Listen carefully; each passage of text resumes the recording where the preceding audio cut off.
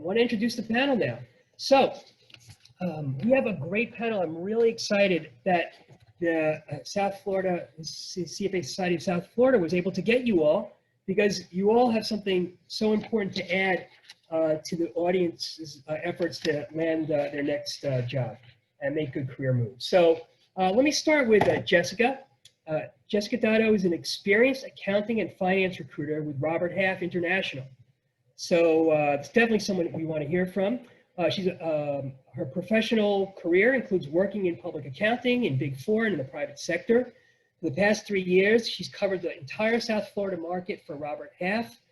Jessica has a bachelor's degree in accounting and a minor in economics from Ithaca College, where she's also recognized as the most decorated athlete and national champion for Division III gymnastics. Very interesting, impressive. Okay, now next up, Rob Isbitz. And I've heard Rob before on a panel, and I know he's got a lot to offer because I had personal experience with what he's had to say. And he comes to us from the perspective of an investment strategist and book author, Forbes.com columnist, and co-founder of the hedgedinvestor.com. So he has his own business. And not a gymnast. What was that? And not a gymnast. Not a gymnast, right. But I'm sure you have other extracurricular things. We don't have to get into them now. This is a new site for financial advisors. His 34-year career in both New York City and South Florida includes founding Sun Garden Investment Management, a boutique wealth advisory firm in Western Florida. Next up, Melissa Masterson Kellenberger. She's a portfolio manager with Castle Wealth Management. I'm sure there's at least a few of you on the this Zoom conference that are portfolio managers or want to be someday. So she has that perspective. She's also an active member of the CFA Society of South Florida. Prior to relocating to the Palm Beach area, Melissa provided advisory consultation services in Charlotte, North Carolina. Professional focus areas include portfolio management strategies, advisory consultation services, as well as integrating technology to improve outcomes and enhance the client experience. Melissa has a BA in special education for the University of North Florida and a CFA, and she's a CFA charter holder. Interesting, BA in special education. It's interesting how you can make big changes from what you did as an undergrad, right?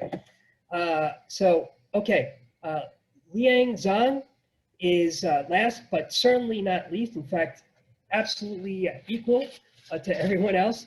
Here is a principal business capital analyst for principal business capital analyst for FPL Power Generation Division at Next Era Energy Incorporated. So she brings that important perspective where she's working more as a capital analyst. So again, probably a number of you on the call who are in similar analyst types of roles or want to be. She'll have something important to say to you all. She's responsible for the budgeting, forecasting, and coordinating of the executions of capital projects for the Florida Power and Light Power Generation Division. Liang has more than 10 years of corporate accounting and finance experience. Prior to joining Next Era Energy, she has worked as a general buyer and commodity analyst in IBM China supply chain, and she's an accountant and financial analyst when she was at Office Depot, TBC, and Bankrate. Liang Zhang has a master's in accounting degree from FAU and a bachelor's in accounting from Wuhan University, which is one of the top 10 universities in China. She's also a CPA and a CFA charter holder. So welcome, esteemed panelists, and let's get into the panel discussion. So the first thing I want to address with you all is something specifically related to the kind of the situation we all find ourselves in, this COVID-related economic downturn that's been a problem for so many people trying to either land a job or make the next move or feeling maybe insecure about the job that they have. So I want to talk with you all first about your advice in this economic downturn specifically. So I want to open it up first to just any general advice that you might have for job seekers in this challenging environment. And I want to so that's a very open-ended question. And I want to sort of, so for maybe some additional perspective you might bring into answering that question is, what has changed from your perspective since March, since we started going down this path of this challenging economy? Have recruiting practices changed? Have your hiring practices changed? Have there been layoffs in your organization? Have you seen freezes? And anything in just short, maybe a couple of minutes or less, share with the audience your perspective on advice given the new circumstances we're in. Why don't we start with Melissa? Because Melissa, I think you had some interesting thoughts in this area. Is that all right, Melissa? Can we start with you? Yes, thank you, Robert. Sure. So just a little bit of background, in terms of Castle Wealth and how things have played out since sort of the start of this. Initially, we did freeze hiring, but then, as time went on, we did bring on an intern over the summer. And currently, we're actually looking to expand because we believe that today there is likely higher quality candidates available than perhaps there were in January due to layoffs and other things. So currently, we're looking to bring on a financial planner into West Palm Beach, as well as we just opened an office in New York. And so we're looking to add a financial planner to that office as well, in addition to admin staff. I would say you asked about just general advice, Robert, and I know that you talked a lot in your presentation about networking and leveraging your network. And so a couple points I would add to that is to maintain flexibility in your search and also understand your target market. I've found I've moved a couple times over the course of my career, and I've found that markets can be very different. Like the Charlotte market, for example, that I came from a year ago was quite different than the market down here, and that has some implications when you're looking for a job. How involved are recruiters? What type of networks make sense to develop? That sort of thing. So talking to people, I think, is great for developing that understanding. The other thing I would say is because we're in this virtual environment, I would be prepared for a variety of formats on interviews and conversations. Great, thank you so much. And I think your point about maintaining flexibility is such a good one. And flexibility also around how you're getting paid. I mean, I've had clients one client had a job offer rescinded, but she was able to talk him into a consulting gig, as an example, right? So you can think about that. Another one, they want to pay her a lot less because they were having financial problems. Well, she negotiated benchmarks that if she met them, they'd give her a huge increase in salary in a year. So you can think about different ways, even around how you get paid in terms of flexibility, but also in terms of your roles and the industries and all that stuff. So who else would like to share and answer this question? Yeah, Rob. Yep. So thanks, Robert, and great to be with everybody. I think there's a few key things I'll try to cover, throughout the panel discussion tonight. But one of them, as far as this question goes, and thinking about the last 6 months, what a great time to be what I would call a contrarian. Now, I've been a contrarian investor for a long time, but that's not really what I'm talking about. Just because I feel like, especially now, the best thing you can do is to be the one that stands up in a crowd and says, well, whatever everybody thinks is supposed to happen, I'm looking at it differently.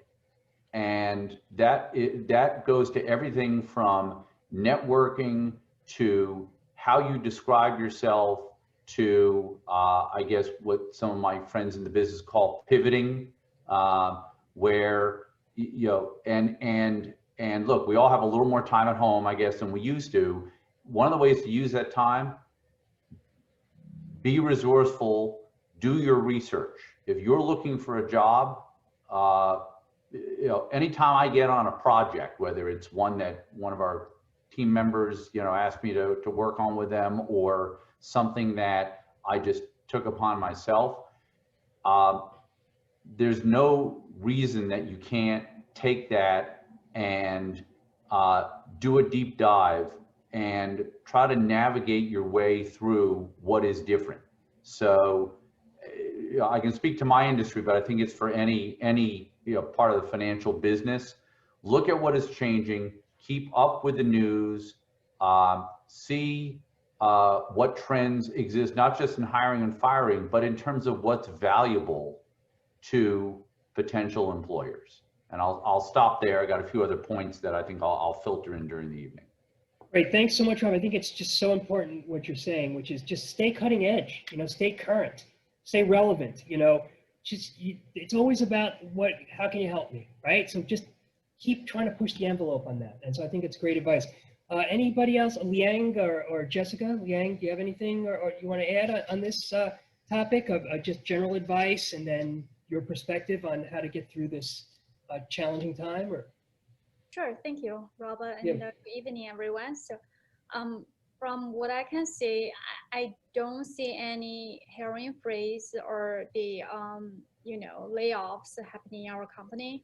And as you can see, we are Florida Power and Light, and also Nextra Energy, and our company has been doing great. If you look at our stock, and we still have tons of projects going on, and our work is really, really busy every day, and I don't see any slowing down from my perspective. My general advice would be, if you have time and keep improving yourself, that's keep learning, either you wanted to do more Power BI, some, Python, even though probably you're a accountant or you're a financial analyst, maybe you want to go look at the data analyst, the big data, or learn some programming languages, SQL, Python, R, or these all hard skills that will help you in your life. I will say, my general advice would be keep learning. Really, it's really, really helpful. And myself is I have very diversified background. I've done many different things, accountant, financial analyst, even as a buyer, in the supply chain. But I think the most thing that benefits me is I never stop learning. And also, like Rob mentioned, networking is very, very important. Get familiar with with the people, build a relationship, not just get a. It's very when people refer you, right? It's important that they feel comfortable. They know who they're referring to, or they know you. Yep, Liang, thank you so much. I think those are really relevant points. By the way, first of all, it's good to hear that your company's doing great. There's no hiring freeze, and it's also, Melissa said the same thing, right? So, and I've had that sense as well, just working with clients, that there are opportunities out there. I mean, it's definitely more challenging than it was a year ago, but you got to just investigate and do the research and figure out where the opportunities are. So it was great to hear that. And I just think your point about, again, learning, right, to stay on top of your game, right, to be relevant all the time, to have your skills relevant is just so key. And I appreciate the reinforcement on the network as well. And I think you're right that they want to hire people that are known to them, even if they're not known to them directly, known through someone they know. That's what people feel more comfortable with, right? So really just another way of saying, use your network, Jessica, do you have anything you want to add? Yeah. I was just thinking that these are really good examples of how it shows that like for Nextera, they have been growing. For Robert Half, we are in sales. So I'll speak for Robert Half International, but then I'll also speak from the client side that I help for consulting and finding permanent placement for certain companies. So you have night and day, and you have companies that have been extremely resilient throughout these times. And really since the pandemic really began, there's been widespread business closures and people have been in quarantine, which have caused many disruptions throughout industries and ultimately led them to retrench.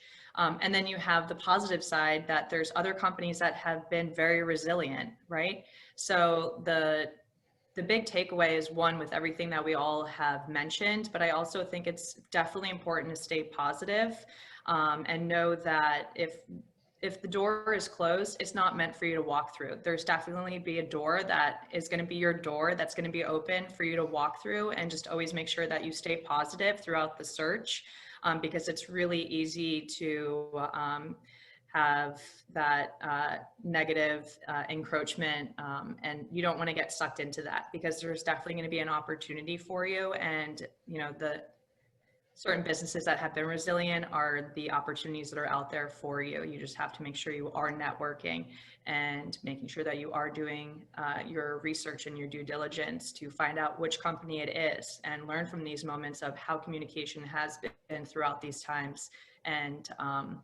focusing on what truly matters for you in your career, and sitting down and having those pros and cons lists to evaluate which organization is it. Great, great. Thank you so much. And I really appreciate the positive comment about being positive. The positive, because, I work with clients a lot, and I see that it's hard to maintain that positivity in a challenging situation. And what is it? It's easy to say, oh, be positive, right? But if you really keep in mind that it will happen for you eventually, if you're pitching yourself the right way, if you are, if you're communicating the right way, and you're targeting the right audience, where there is some opportunity where you're not targeting an audience that's like about to just, they're about to all entirely go bankrupt. And then it really is a numbers game. You just got to do a lot of it. And eventually your number is going to hit. It really becomes a numbers game. So I appreciate the positivity, angle of the job search. And I also, it's nice to hear that you're seeing opportunities with your clients too. Again, so this is all actually pretty positive, right? Yeah. That we're keep hearing that over and over again in this panel, that there are opportunities out there. So that's a great thing. So thank you for sharing that. Okay, let's go on to a different topic. Let's talk a little bit about finding candidates. And actually, why don't we start with Jessica? I'd be very interested to hear, Jessica, when a client has an opening, how do you source candidates for that opening? And what channels do you use? What tools do you use?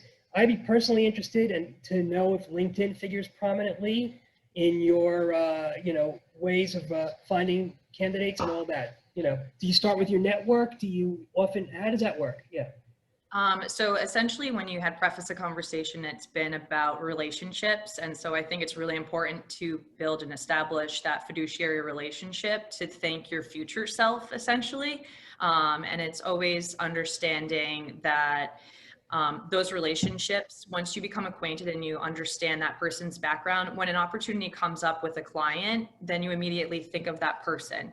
And you would think that they would be a great fit based on their background, based on that relationship and the rapport that you've built with them.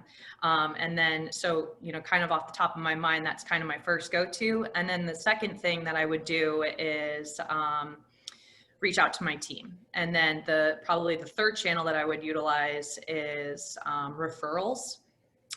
So usually the referrals are really important because good people know good people. And that's really what we go to make sure when we're finding candidates and clients, the right fit. It's important.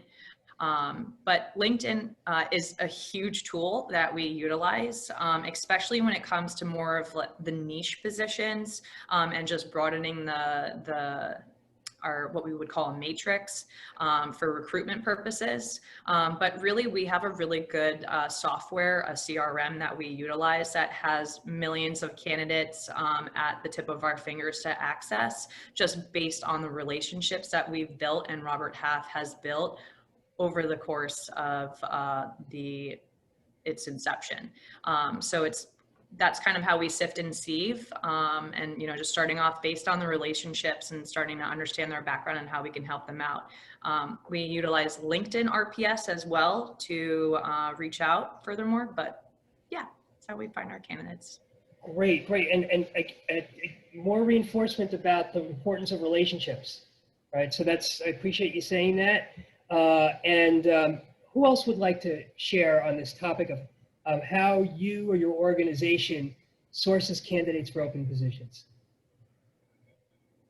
I'll tell you something we've done, and granted, I mean, we're a pretty small practice, and just so everybody understands, my history is as running an investment management firm. I'm kind of in the middle of a career pivot where I'm keeping the investment management responsibility, but I've moved off of a lot of the direct client work in order to start a research firm, an online investment research site, The Hedge Investor. And through that process, you end up interacting with a lot of people because we don't need necessarily a lot of big jobs, but we need a lot of little jobs done. And so, for instance, we had 3 interns this summer, but I was thinking back to how we found some of them. In this particular case, they're all people that were kind of known to us, but there's at least 2 occasions in the 10-year history of our firm that I can say that we simply went on to LinkedIn and I put in the words seeking employment portfolio management or seeking employment investing. And it's amazing when people actually step up and say, yes, I'm looking for a job, and whether you have a job or not. So in other words, don't be afraid to make it apparent and raise your hand, at least virtually. And so I guess the bottom line is what we look for whenever we're looking to add somebody to the team is we want somebody that is trying to stand out from the crowd. And they are forthright in doing so. They're very proactive about it. And you can't be proactive if you don't necessarily know it exists, but you can say it on your LinkedIn page, can't you? Okay, great. Rob, thanks for that. And yeah, I think it's important to be proactive in terms of asserting how you can help an organization and all that, and getting out there that you're interested in working for them. I think it's really important. I just want to caution, like it's interesting to hear that you all sort of respond positively to someone saying seeking employment, because that actually, I think it's a double-edged sword. It works well for some people like you. It can also have the exact opposite effect, and I know this because I've trained countless recruiters on LinkedIn using LinkedIn Recruiter. I don't know if Jessica, you use that, but LinkedIn's a very fairly expensive add-on platform for the recruiters access, and they will tell me they prefer candidates that don't advertise. A lot of recruiters have told me that. So, but it's really interesting to hear that there's also another perspective that some like it. So I just think it's a bit of a risk. It could go either way. So I just wanted to share that that perspective. Yeah. Anyone? So Leung or Melissa, any other thoughts in terms of how you source candidates? We tend to use our network and our extended network primarily. We also use job sites like LinkedIn and Indeed. We've used ZipRecruiter for more entry level. And so it depends, on the role. We've also advertised through CFA Society of South Florida for investment roles. We tend to use LinkedIn primarily for networking and making connections, although sometimes we may do a search for candidates on LinkedIn, and it would, initially we might start with something like CFA, if we were looking for a CFA or CFP or something that would be like under the criteria, and then we would see, how much do we need to narrow further?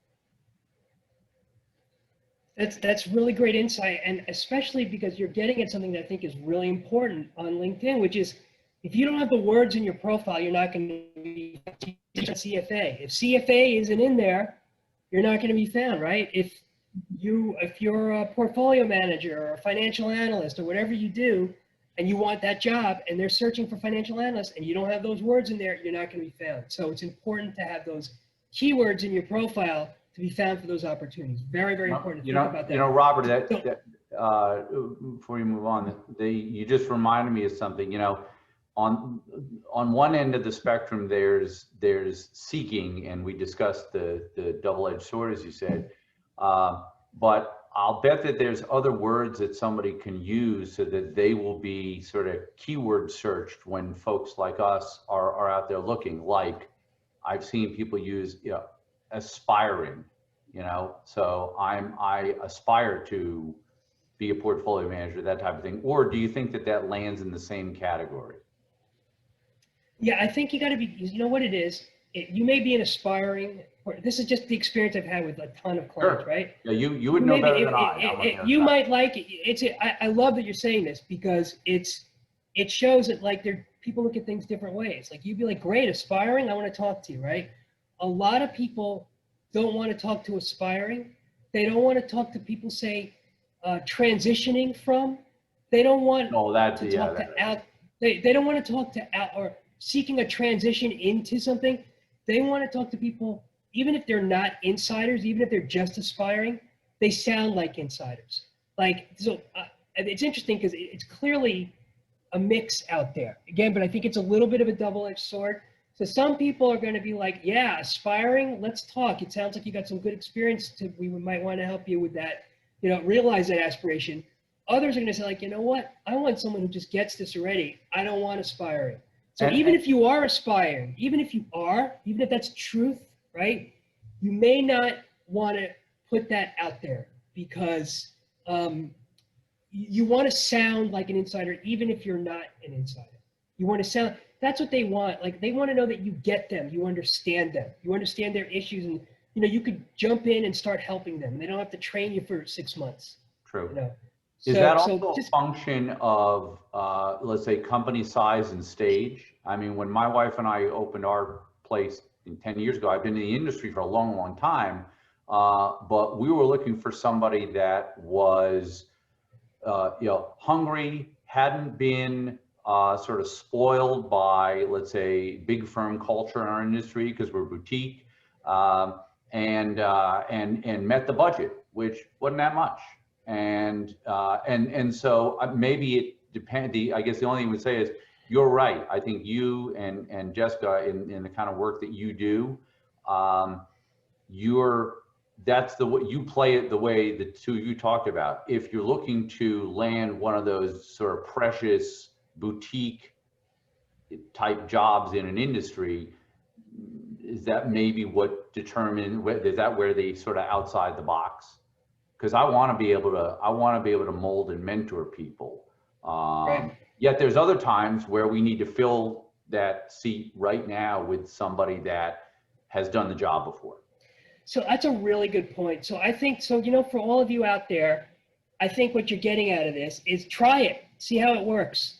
If it's not working for you, take it out. You know, if you want to, you're willing to be molded and mentored, if that's where you are in your career, it might be good to put that in there, you know? And if it's not working, remove it. You know, there's a little bit of a testing going on, like what's going to resonate, what isn't. So again, I really appreciate the perspective you're bringing here, that in some cases it might be the right thing to say. So, okay, great.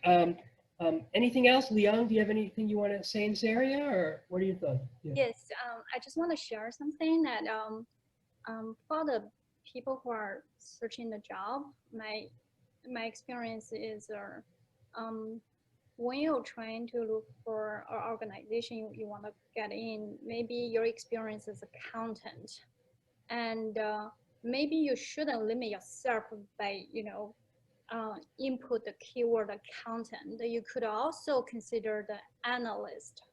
Doesn't have to be financial analyst. Maybe it could be business analyst, because the big organization like NextEra Energy, FPL, they have tons of opportunities. Once you get in, there's a lot of opportunities for you to probably, after a couple of years work, and you could make a transfer, you could do explore the opportunities inside the organization. So, you know, especially when the market it's not so good, or you say a lot of you know, the job market, then I will say don't limit yourself to certain role. Of course, there's certain roles and jobs that requires experience, right? And you know, you have to be, but these probably are good for those the graduates, the people who just graduated from college, try different things. For example, when I get to FPL, the job was, the title was HR benefits financial analyst. At that time, I don't know much things about the HR benefits, but I know that I want to work for FPL, so I applied for it. And you'll be surprised. There's as an analyst, a business analyst, a financial analyst, or accountant, there's a lot of things that they're sharing in common, that if you possess the skill set. I think that this is something I want to share. Leon, I really appreciate you saying that. And the reason I do is because I think you're absolutely right that don't be so literal about, you called yourself an accountant. They called you an accountant when you were in school or when you graduated or maybe your first job. Doesn't mean you have to call yourself that the rest of your life.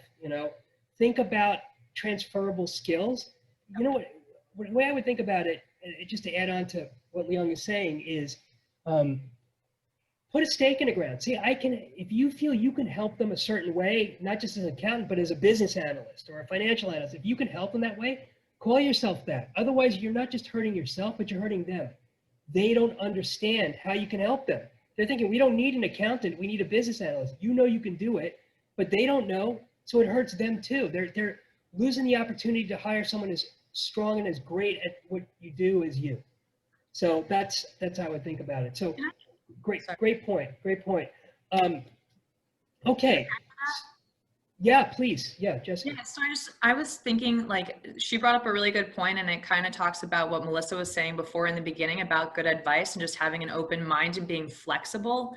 That is really something that would help in the market now, especially with that flexibility of having that open mind, that whether you can be an accountant or an analyst, that hybrid type role, because there's a lot of functions that are going on right now that are being taken on, and that's just opportunity. So I would definitely reinforce having an open mind and having that flexibility, and not pigeonholing yourself into a situation because you do have that background as an accountant or as an analyst, and trying to roll it into a hybrid role. Those are things that are really appeasing to hiring managers, I would say, nowadays. Great. It works the same way. It works the same way on the way down too, doesn't it? One of the folks who we kind of took on as a project intern, they have a full-time job in another industry, but they're trying to pivot into ours. And as it turns out, it's not an industry that it's an industry that is rapidly in decline because of COVID. It's in the travel industry, and lo and behold, because this person has a wide skill set, that their department of 5 is now a department of 1 plus the boss, and they're the only one that survived. Why? Because they had the widest skill set, they could cover the most ground. So it works once you're in the door too, right? Yep. Great points. Really great. Thank you all for your interesting and thoughtful comments. So all right, let's move on to the next set of questions, which is around the hiring process itself, because my clients are always curious, and I'm always curious too, to hear things like, how many resumes do you typically receive for an open position? How long do you, when you take a posting down, how long does it take for you to sort of get enough applicants? Do you leave the posting up even though you're not looking at any more applicants? Things like that, behind the scenes. Tell us a little bit about, the process. So, or if with a view to the number of resumes you receive for an open position, how quickly do you receive enough? So you stop looking through new applications. What do you keep the posting up if it's a posting, even if you've received enough? When should people be applying to ensure their resumes considered if there is a posting? Things like that, I think would be very interesting for people to hear. And lastly, if you just want to share something about applicant tracking systems, like do you use them, and what are the roles of applicant tracking systems in terms of screening candidates? So I asked him out, I just mentioned a whole bunch of real questions. Were you all able to kind of follow that? I can break it up if you want, but right. Yeah. Okay, good. So Rob, why don't you continue on? Do you have any thoughts on this? Like, how do you guys do it? And, yeah, again, adjusted for, firm size. We're a boutique, much smaller than I think, a lot of situations folks may come across. But I would say three things in terms of us as a growing firm, especially in this, new research arm. Three things. We're always looking, and we're always looking. Those are the three things. There's a permanent spot on our site for that. It's not so much collecting resumes, but here's the thing. I know that in a growing business like ours, that there's I don't know which month it's going to be, but one of the next 12 to 18 months, there's going to be a month where all of a sudden we might need 3 people. And I don't want to start from scratch because I know how long that takes. And I don't want to have to go through 300 resumes, 298 of which have no relation to the industry. That's a little more the, sort of Zip Recruiter, Indeed, as opposed to, let's say, a LinkedIn or working with somebody like Jessica. So. Really, I think what you just said really underscores a lot of what we've been saying, which is if you're always looking, right, and you don't want to start going through 300 resumes, then it's really important for the audience out there who are trying to communicate with now about these concepts to build relationships. So if you have a relationship with Rob and they suddenly have a need to hire 3 people, he doesn't want to start posting something. He's like, who do I know, right? His first thought is like, who have I been talking to? Who's interested now? I want them to think of you if indeed you want to work for Rob's firm, right? I want Rob to think of you if you're the right person. Yeah, think twice about that. Yeah. So that go ahead. Yeah. Yeah, while you were giving your excellent introductory comments, I wrote a couple of things down just on a piece of paper. I'm not sure if this is gonna, it's backwards, so I'll just read it. Okay, so early in my career, when it came to the kind of informational interviewing that we were talking about before, maybe there isn't a position and you're a few degrees of separation away. Early in my career, going back to New York City, 1980s, okay, my assumption was in a situation like that, no one cares. No one wants to hear from you. You're just bothering them. They won't spare the time of day. And as my career went on, I started to realize something. People like to help. They like to mentor. And then I became one of those. And what I realized when I started to embrace mentorship